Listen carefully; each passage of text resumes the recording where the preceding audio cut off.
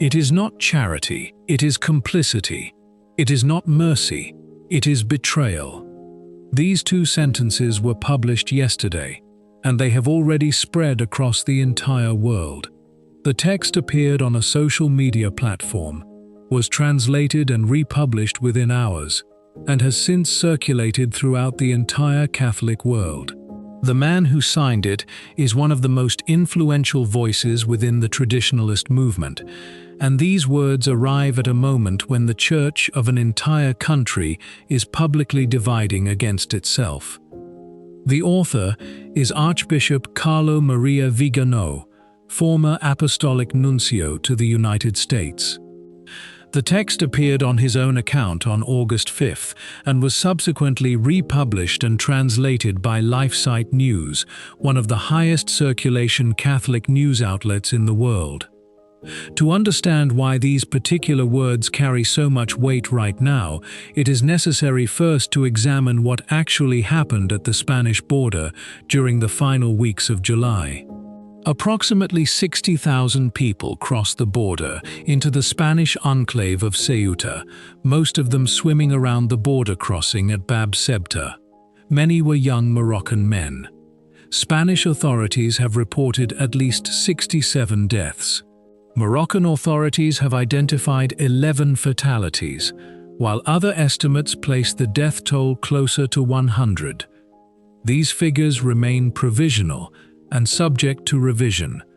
Nearly everyone who reached Ceuta has since returned voluntarily, and the border area is gradually returning to normal operations. This is the situation as it currently stands. Vigano wrote a series of lines containing an extremely harsh and unfiltered commentary on this specific event. The principal target of his intervention is not primarily political commentary in itself, but rather the interpretation he assigns to what is actually taking place. He argues that what is happening is not a spontaneous humanitarian phenomenon, but rather, in his own words, a diabolical plan of ethnic substitution, of the destruction of the social fabric, and of the deliberate provocation of unrest. This is his own interpretation, offered explicitly as such, and it is an interpretation many within the Church strongly and completely reject. But it is the foundation from which everything else in his statement is built. Because the most serious portion of that text does not actually concern those who crossed the border. It concerns the bishops, and it appears in the following line. The synodal hierarchy, apostate and traitorous, he writes, does not merely remain silent, but actively participates in this infernal plan. These are his exact words, quoted directly, and they deserve to be read with real care. He is not saying the hierarchy is simply mistaken. He is not saying they are distracted, timid, or poorly informed. He is saying they are active participants, and that is an entirely different accusation, carrying an entirely different weight. He then enumerates, point by point, how this participation takes place. Through their words of unconditional welcome, through their documents that deny the primacy of the Christian faith and of Christian civilization, and again, through their complicit silence in the face of the disappearance of Christianity from families and from society. They collaborate, he writes, in the ruin of what remains of Christianity. Then come the two sentences that open this video, and now we understand precisely who they were directed toward. This is not charity, it is complicity. It is not mercy, it is betrayal. He concludes with a plea. Let him who has ears to hear, hear, and let whoever wishes to save his own soul and his own land return to God and to his law before it is too late. In the middle of the text, he inserts a verse from the Old Testament, and it is worth reading in full because the context surrounding it says a great deal. Deuteronomy, chapter 28. The stranger who is among you shall rise higher and higher above you, and you shall come down lower and lower. And it continues, he shall be the head, and you shall be the tail. Chapter 28 of Deuteronomy is the chapter of curses, those that fall upon the people, specifically when they disobey. The essential point of that chapter is not fundamentally about who arrives from outside. It concerns those who have stopped listening to the voice of the Lord and who consequently find themselves defenseless. Vigano deploys this specific passage precisely in that sense, framing the crisis not primarily as a border emergency, but as a spiritual consequence of institutional disobedience. Now comes the element that transforms this text from an isolated position into something considerably more significant. While Vigano accuses the hierarchy of remaining silent, the Spanish Church has, in fact, not remained silent at all. That in itself is not a problem. It is entirely appropriate that she should speak. The actual problem is that over the past 2 weeks, she has said 4 different and mutually contradictory things, pointing in opposite directions without anyone stepping forward to clarify or reconcile them. First, Don Angel Garcia, founder of the Messengers of Peace Association, stated on television on August 3rd that these people were saints because they had remained calm. His reasoning ran as follows. Many people in their situation would have reacted with violence, but instead they waited quietly for the opportunity to enter the reception center. However, news coverage from those same days also reported episodes of looting and unrest. His statement was questioned specifically on this point, and not only by traditionalist commentators. Second, at the opposite extreme, Father Javier Aispuru, parish priest of San Juan Evangelista in Huarte and canon of the Cathedral of Pamplona, wrote something considerably harsher on a social media platform. He called for the reconquest of Morocco and its conversion to Christianity, adding, "Let us complete what Queen Isabella the Catholic left unfinished." In subsequent posts, he went considerably further, calling on Spain to militarily attack the Moroccan capital and to open fire if necessary. The response arrived the following day, and it did not come from Rome. The Archdiocese of Pamplona and Tudela issued an official statement publicly distancing itself from its own priest. According to the statement, these words represent strictly personal opinions that neither represent nor are in any way shared by this diocesan church. Archbishop Rosello requested an explanation from him directly.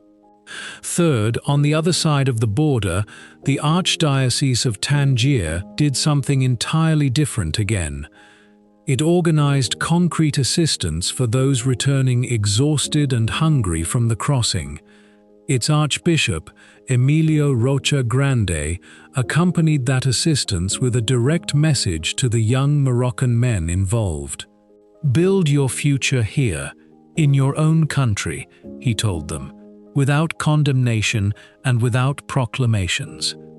Fourth, Vigano's own text, which addresses none of these 3 specific responses directly, and moves instead straight to its accusation against the hierarchy as a whole. 4 distinct Catholic reactions to the exact same underlying event. One priest speaks of sanctity. Another speaks of reconquest and is publicly repudiated by his own archdiocese. One archbishop distributes food and offers words of encouragement. Another speaks of betrayal on a global scale. Those who defend the hierarchy's overall handling of this situation will argue that all of this represents nothing genuinely unusual within the ordinary life of the Catholic Church. The Church, they will say, is not a political party operating under a single unified platform, and on genuinely political and prudential questions, questions of border policy, migration management, and the practical balance between hospitality toward strangers and responsibility toward one's own civil community, individual voices within the Church can and legitimately do diverge according to honest and conscientious judgment. This is a real and defensible theological position, and it deserves to be stated fairly before any conclusion is drawn.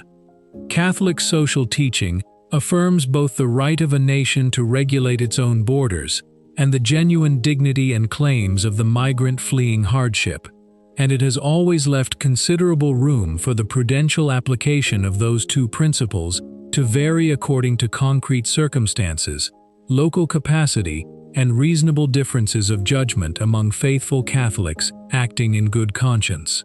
A bishop who emphasizes welcome and a bishop who emphasizes order are not automatically in doctrinal conflict simply because they strike that balance differently in response to a specific and rapidly evolving crisis. Those who support Vigano's intervention, however, will respond with equal seriousness and their own genuine claim to pastoral concern. When four different pastors, operating within the same national church and responding to the exact same event within the same narrow window of days, say four fundamentally incompatible things, the ordinary faithful are left without any single coherent voice to actually follow in forming their own conscience. A grieving family in Ceuta, a confused parishioner in Pamplona who has just heard his own parish priest call publicly for military reconquest, only to see that same priest disavowed by his own archdiocese the very next day. A young Catholic elsewhere in Spain trying to form his conscience on a difficult and consequential question touching both human dignity and civilizational continuity. None of these people can simultaneously and coherently follow a priest calling for armed reconquest, an archbishop publicly distancing himself from that priest, another archbishop across the strait quietly organizing bread and encouragement, and a retired nuncio declaring the entire national hierarchy complicit in a diabolical plan of civilizational destruction.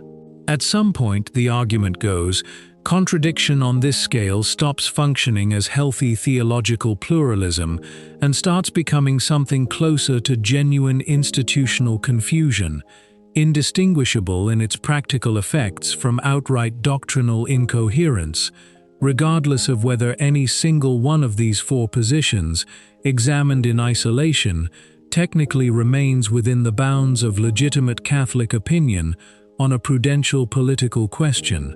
Both objections carry genuine weight, and it is worth stating clearly, without favoring either side artificially, that neither has actually been formulated publicly, in any organized or authoritative way, by any church body with the standing to adjudicate between them.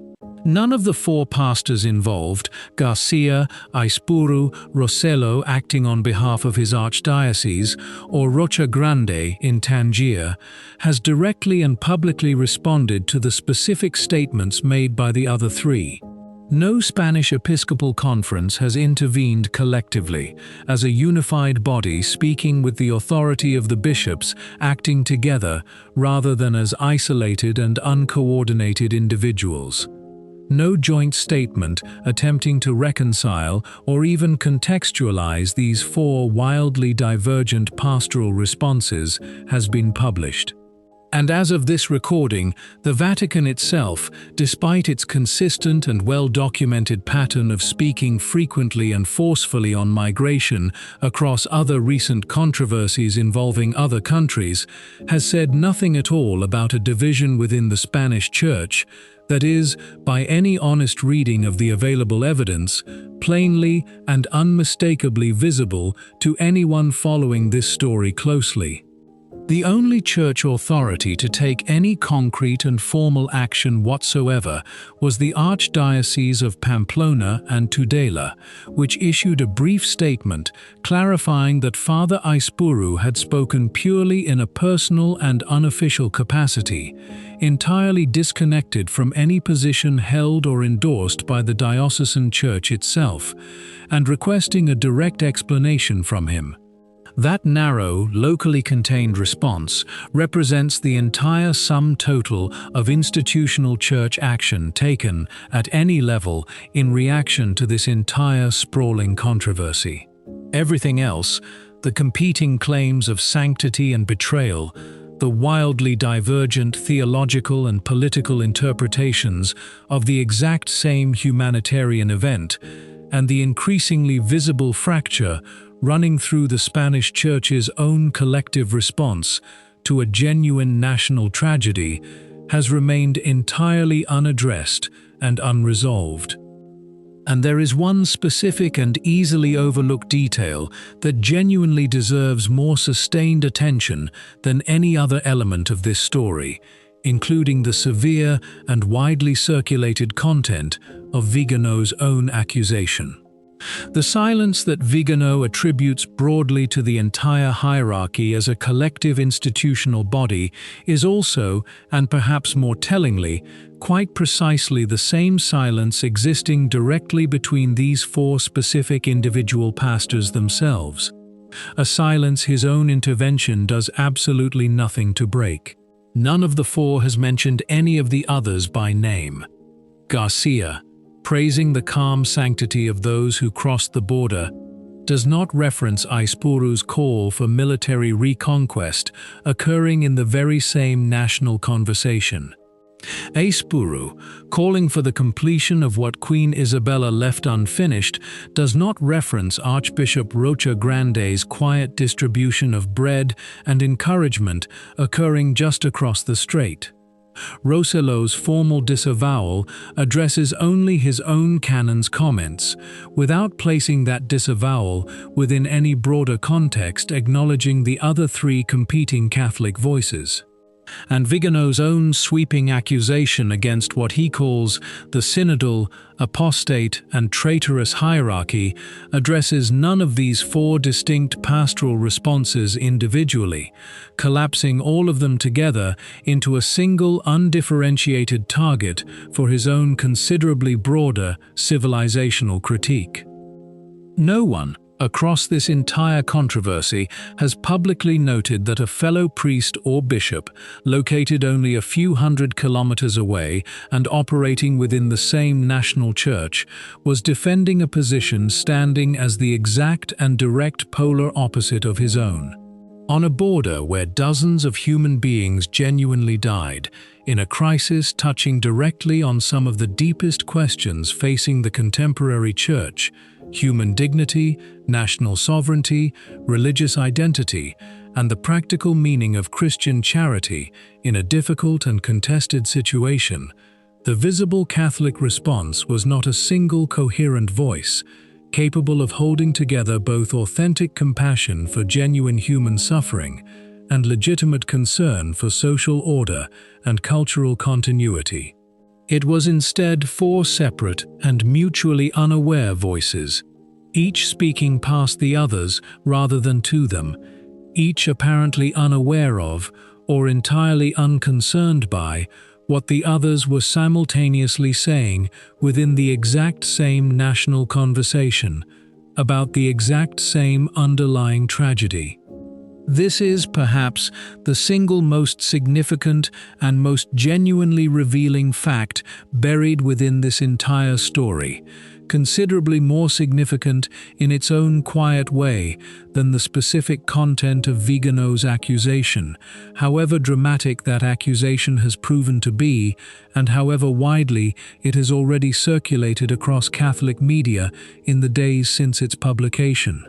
A genuine humanitarian tragedy occurred at a national border between Spain and Morocco, taking the lives of dozens of human beings, and by some estimates possibly close to 100, each one an individual soul made in the image of God, each one representing a family left to grieve an irreversible loss.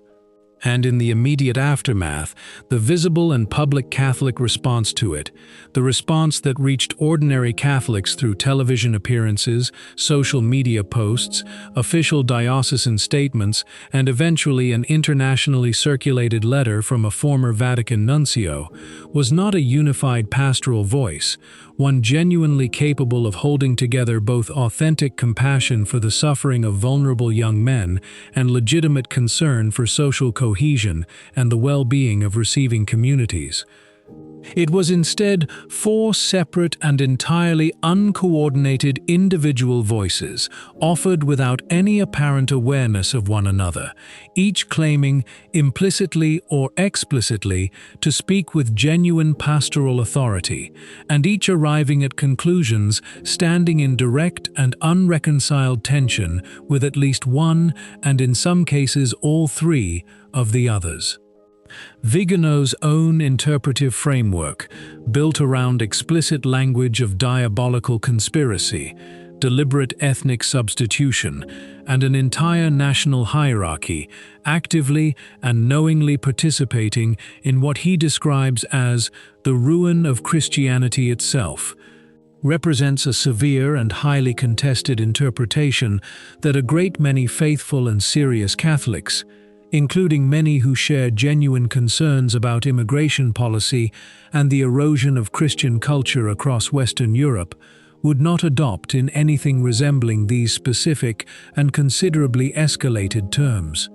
His deployment of Deuteronomy chapter 28, a chapter explicitly concerned with covenant curses falling upon a disobedient people who have turned away from the voice of the Lord, applied directly to the contemporary pastoral situation of the Spanish and broader European Church, represents a considerable theological and rhetorical escalation that deserves to be examined critically and with genuine theological rigor, rather than accepted uncritically or dismissed reflexively according to whatever pre-existing sympathy or antipathy any given reader already holds toward its author.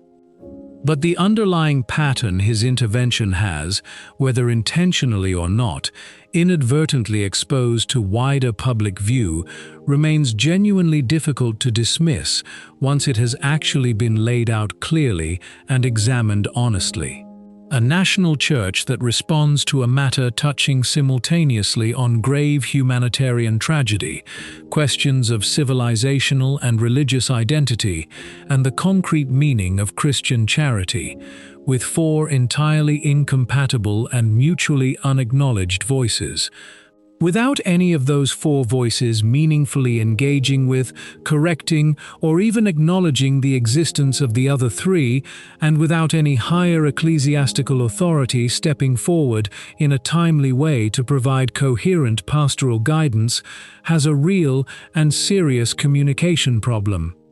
That problem exists and persists entirely independently of whether Vigano's own considerably more dramatic diagnosis of conspiracy, betrayal, and institutional apostasy happens to be substantially correct, significantly overstated, or something meaningfully in between. The faithful in Spain and the considerably larger number of faithful Catholics watching this controversy unfold from elsewhere, all genuinely trying to form their own consciences responsibly on a difficult and consequential question, one involving real and irreversible human suffering, legitimate questions of national border security, and equally legitimate questions about what authentic Christian charity requires in concrete and often morally ambiguous circumstances, deserve something considerably more coherent than what they have actually received throughout this episode.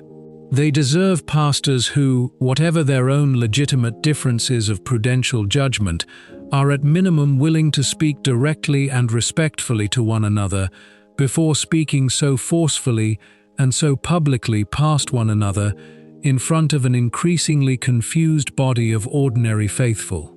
They deserve a hierarchy genuinely willing to acknowledge openly when internal disagreement of this real magnitude exists, rather than allowing it to play out indefinitely in an uncoordinated scattering of television appearances, social media posts, and isolated diocesan statements, each composed in near total isolation from what the others within that same national church were simultaneously telling their own people.